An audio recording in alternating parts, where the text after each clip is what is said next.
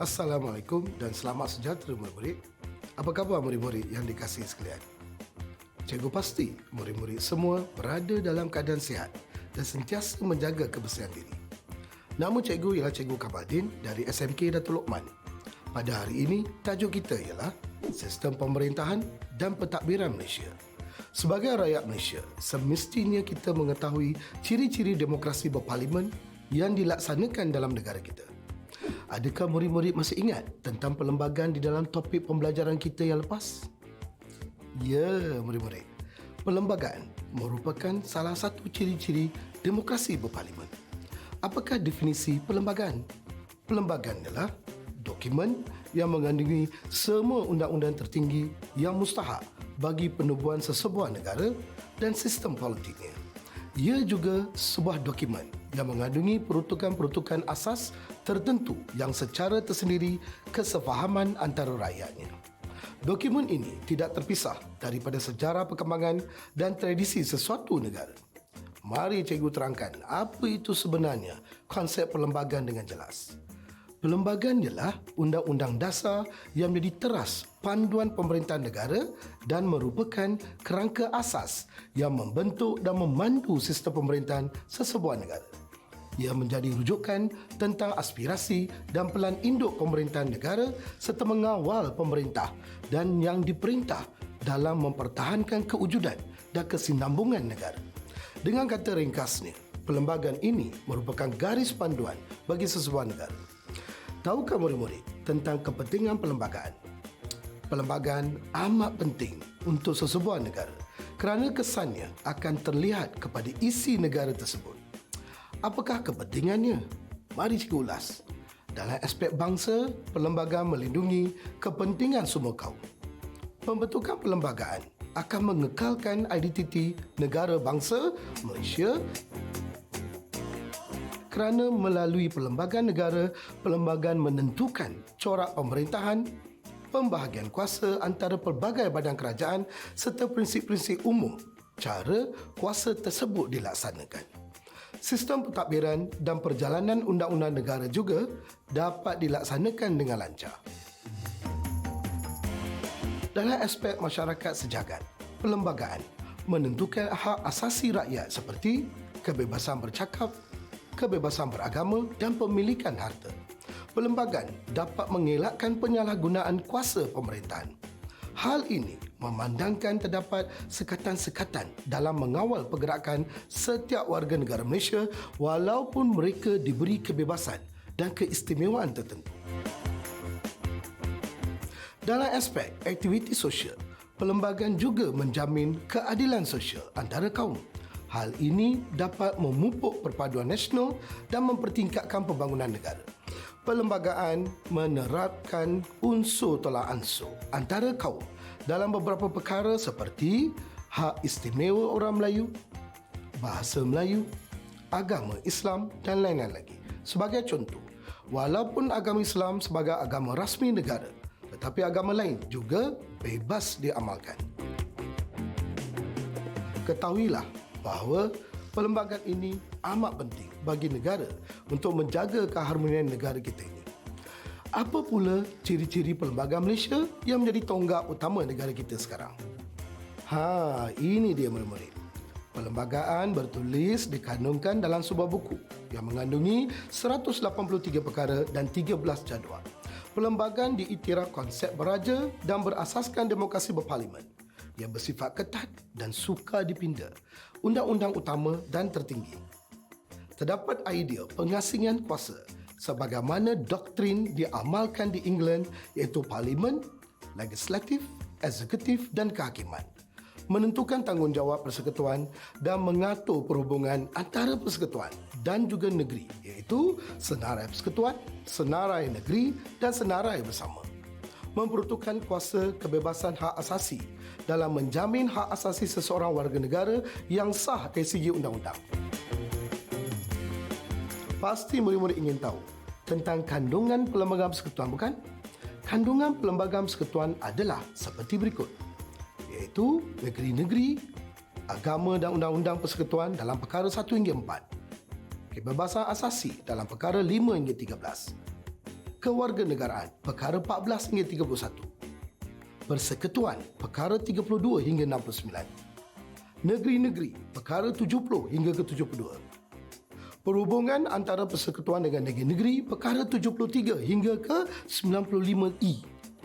Peruntukan-peruntukan kewangan, perkara 96 hingga 112D. Jadi, inilah kandungan Perlembagaan Persekutuan yang merangkumi pelbagai aspek asas dalam pemerintahan negara kita. Murid-murid yang dikasihi, cuba tengok video ni.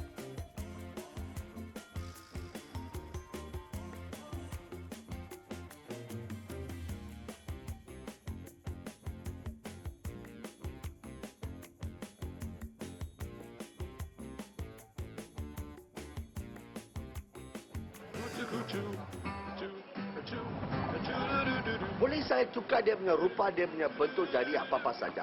Boleh tak? Federal Highway, I know lah. I go to Federal Highway. Of course I know what the Federal Constitution is. What do you take me for? I'm Malaysian. It's just that it's of no concern to me, really.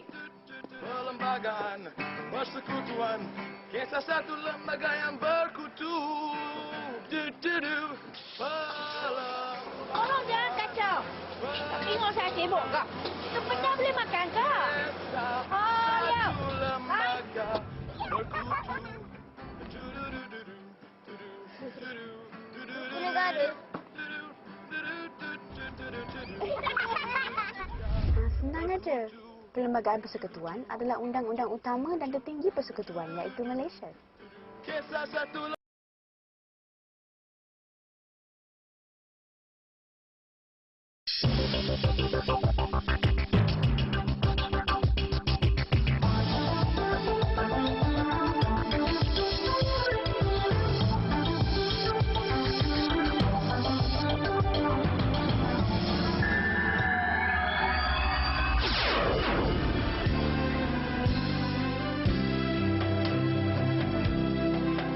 Dengan Perjanjian London yang ditandatangani oleh Tunku Abdul Rahman Putra selaku Ketua Rombongan Kemerdekaan Tanah Melayu dengan Kerajaan British pada 8 Februari 1956 di Lancaster House, London, maka bermulalah era baru bagi Persekutuan Tanah Melayu yang bakal bebas dan merdeka.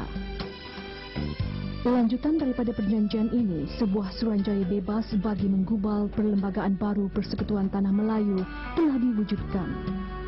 Suruhanjaya ini dipanggil Suruhanjaya Reid yang turut dianggotai oleh wakil-wakil 4 anggota negara-negara Commonwealth iaitu Britain, Australia, India dan Pakistan. Mereka terdiri daripada Lord Reid Britain, Sir Ivor Jennings Britain, B. Malik India, Abdul Hamid Pakistan dan Sir William McKell Australia.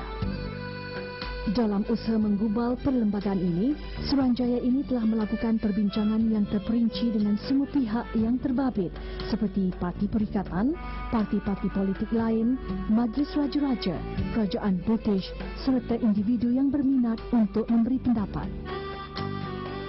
Setelah melalui beberapa siri perbincangan dan pindaan selama 2 bulan, Perlembagaan Persekutuan Tanah Melayu 1957 berjaya digubal. Pada bulan Jun 1957, perlembagaan ini telah diperkenankan oleh Majlis Raja-Raja Melayu. Majlis Undangan Persekutuan telah meluluskan perlembagaan ini pada awal bulan Ogos menjelang pengisytiharan kemerdekaan Tanah Melayu.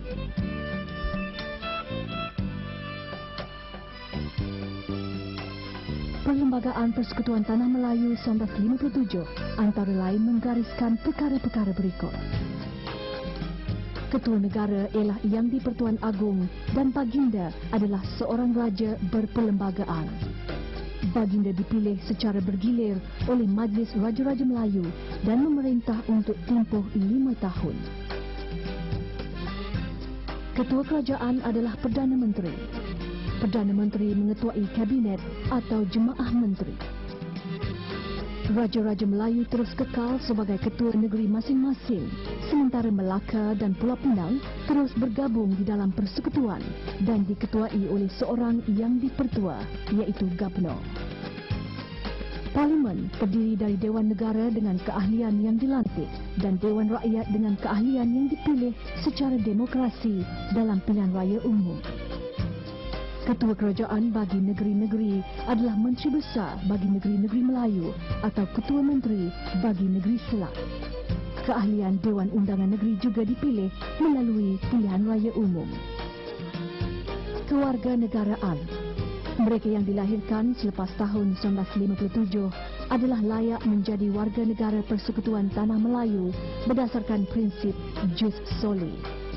Bagi kalangan orang bukan Melayu yang telah memenuhi kelayakan bermastautin dikecualikan syarat mengetahui bahasa Melayu dalam tempoh setahun mulai 31 Ogos 1957 hingga 31 Ogos 1958. Agama Islam adalah agama rasmi Persekutuan Tanah Melayu. Bagaimanapun, kebebasan beragama bagi bukan Islam adalah terjamin. Bahasa Melayu adalah bahasa kebangsaan. Bagaimanapun, bahasa ibunda kaum Cina dan kaum India dibenarkan untuk digunakan di sekolah-sekolah rendah jenis kebangsaan. Bahasa Inggeris masih boleh digunakan selama 10 tahun selepas merdeka. Hak keistimewaan orang Melayu adalah terjamin. Kejayaan mewujudkan sebuah perlembagaan yang dapat diterima oleh semua kalangan rakyat dari berbilangan kaum, bahasa dan agama di Persekutuan Tanah Melayu adalah satu pencapaian cemerlang para pemimpinnya. Kejayaan ini mencerminkan kematangan kepimpinan tokoh-tokoh dari semua kaum yang sanggup bekerjasama dan berkompromi demi untuk negara dan generasi akan datang. Kerjasama inilah juga yang menjadi asas kepada kewujudan keadaan aman, harmoni. Mesti melihat konsep keluhuran perlembagaan di negara kita Malaysia. Ini telah membuktikan ketertinggian perlembagaan kita di negara kita. Apakah maksud keluhuran perlembagaan? Ya, bagus murid. Keluhuran perlembagaan bermaksud keagungan dan ketertinggian undang-undang atau perlembagaan itu sendiri. Keluhuran Perlembagaan Malaysia terletak pada kedudukannya sebagai undang-undang tertinggi yang menjadi sumber dan punca kepada semua undang-undang. Keluhuran Perlembagaan Malaysia mengatasi Yang di-Pertuan Agong, Parlimen, Jemaah Menteri dan Mahkamah. Yang di-Pertuan Agong serta sistem pemerintahan kerajaan yang terdiri daripada badan perundangan, kehakiman dan eksekutif juga tertakluk kepada Perlembagaan Persekutuan. Melalui konsep ini, tiada institusi yang dapat mengatasi ketertinggian Perlembagaan Persekutuan sekaligus menjadikannya sebagai pelindung kepada rakyat. Murid-murid, di manakah anda sering nampak ayat keluhuran perlembagaan? Ya, sudah semestinya keluhuran perlembagaan dapat dilihat di dalam prinsip rukun negara. Keluhuran perlembagaan merupakan prinsip rukun negara Malaysia yang ketiga.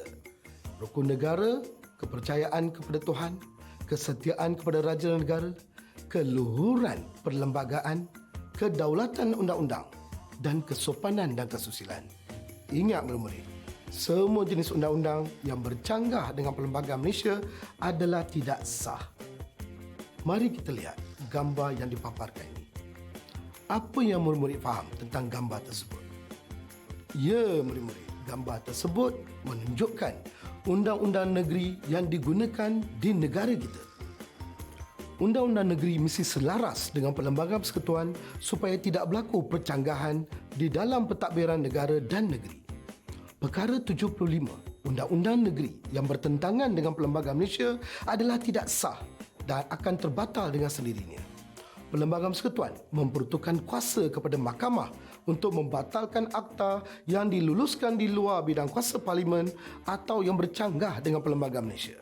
Mahkamah juga memainkan peranan di dalam hal ini. Mahkamah berkuasa menentukan kesahihan undang-undang untuk menjamin keluhuran dan ketertinggian Perlembagaan Malaysia. Ketertinggian perlembagaan dilihat pada peruntukan kuasa parlimen, kedudukan Yang di-Pertuan Agong, kuasa perundangan dan kebebasan asasi. Parlimen memperoleh kuasa daripada perlembagaan. Yang di-Pertuan Agong tertakluk kepada Perlembagaan Malaysia.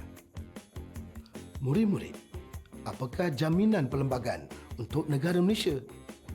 Ya murid-murid, bagus. Jaminan Perlembagaan Malaysia ialah kestabilan sesebuah negara, taat setia rakyat kepada negara, Berdasarkan perkara 24, seseorang yang mempunyai kerakyatan negara lain akan dilucutkan ke warga negaranya. Mengikut perkara 25, seseorang yang tidak setia kepada negara akan dilucutkan kerajaatannya.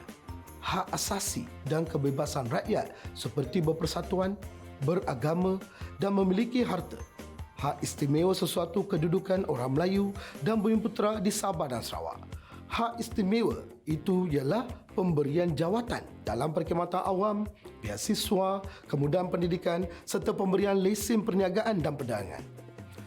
Kerjasama, kesepakatan, keadilan dan kepentingan bersama antara kerajaan persekutuan dengan kerajaan negeri. Dengan cara ini, sistem pentadbiran negara dapat diselaraskan tanpa sebarang pembalahan. Hak istimewa orang Melayu dan Bumiputera di Sarawak dan Sabah tidak boleh dipersoalkan. Apakah kesan daripada keluaran perlembagaan di negara kita? Mari kita lihat video ini.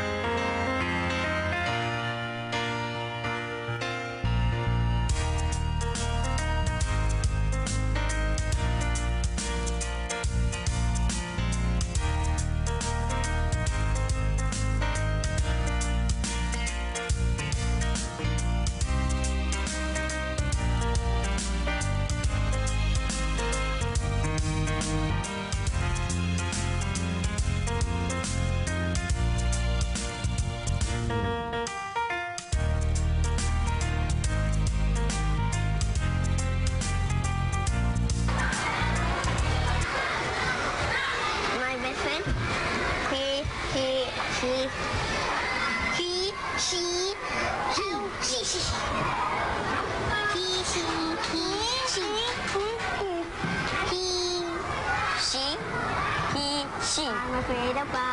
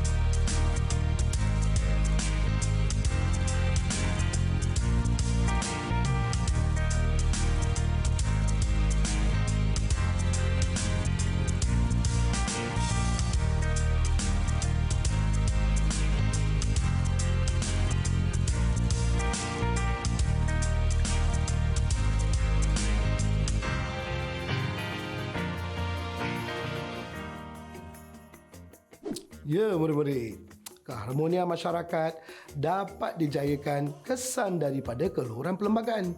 Ianya juga merupakan salah satu jaminan perlembagaan yang cikgu telah sebutkan tadi.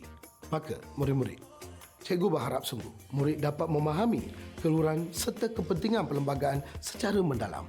Tambahan pula, murid-murid, ada juga jaminan yang ditetapkan oleh Perlembagaan Malaysia sebelum Sarawak dan Sabah menyertai Persekutuan Malaysia pada tahun 1963. Antaranya ialah pendidikan, kesihatan, pos, telekomunikasi, polis di kawasan pedalaman.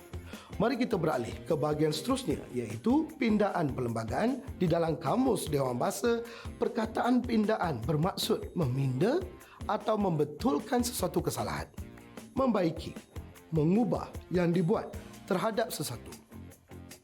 Murid-murid, apakah pindaan perlembagaan? Ya, pindaan perlembagaan ialah perubahan formal yang dibuat terhadap teks perlembagaan tertulis sesebuah negara. Pindaan perlembagaan terbagi kepada dua, iaitu pindaan perlembagaan persekutuan dan pindaan perlembagaan negeri. Pindaan perlembagaan dibuat sekiranya ada penambahan atau pemansuhan sesuatu dasar. Di Malaysia, pindaan perlembagaan dilaksanakan tanpa referendum rakyat. Perkara-perkara yang boleh dipinda dalam perlembagaan dengan persetujuan 2/3 ahli Majlis Parlimen. Tahukah murid-murid tujuan pindaan perlembagaan ni? Tujuan pindaan perlembagaan ni adalah untuk melindungi kepentingan rakyat, menjaga keselamatan negara, melicingkan urusan pentadbiran supaya relevan dengan keperluan semasa dan menjadikan kandungannya sebagai undang-undang yang munasabah dan dipatuhi oleh rakyat secara rela hati.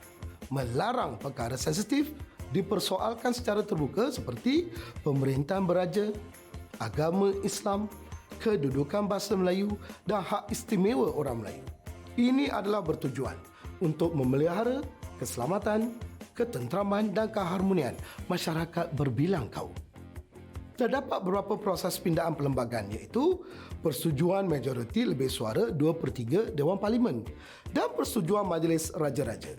Perkara pindaan di mana bidang kuasa Majlis Raja-Raja Melayu, kewarganegaraan, keutamaan yang di-Pertua Agong dan Raja Pemaisuri Agong, Raja-Raja dan yang di-Pertua Negeri, kedudukan istimewa orang Melayu dan Bumiputera Sarawak dan Sabah, perubahan sempadan negeri. Persetujuan majoriti lebih suara 2/3 Dewan Parlimen dan kelulusan yang di-Pertua Negeri Sabah dan Sarawak di mana perkara pindaannya keanggotaan dan bidang kuasa Mahkamah Tinggi di Sarawak dan Sabah. Hak dan kuasa kepada kerajaan negeri tentang kuasa menahan kemasukan orang yang bukan dari Sarawak dan Sabah di bawah Akta Imigresen 1961. Perkara perundangan dan pemerintahan kuasa negeri, agama, bahasa dan hak istimewa orang Melayu dan Bumiputera di Sarawak dan Sabah. Persetujuan lebih suara 2/3 Dewan Parlimen di bawah perkara pindaan. Perkara-perkara yang tidak disebut dalam mana-mana 3 kaedah pindaan. Persetujuan lebih suara Dewan Parlimen. Perkara pindaan, pindaan jadual 2, 6 dan 7 bahagian 3 tentang kewarganegaraan, bentuk sumpah, ikrar, pemilihan dan persaraan ahli Dewan Negara serta persepadanan pilihan raya. Perkara 74 dan juga 76 dalam perlembagaan.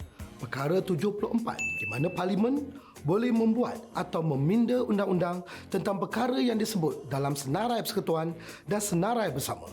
Hal yang sama juga boleh dilakukan oleh Dewan Undangan Negeri dan senarai bersama yang diperuntukkan oleh perlembagaan. Perkara 76. Parlimen boleh membuat undang-undang dalam senarai negeri yang melibatkan pelaksanaan persetiaan, perjanjian atau konvensyen antara persekutuan dengan mana-mana negara lain. Mari kita lihat video ini.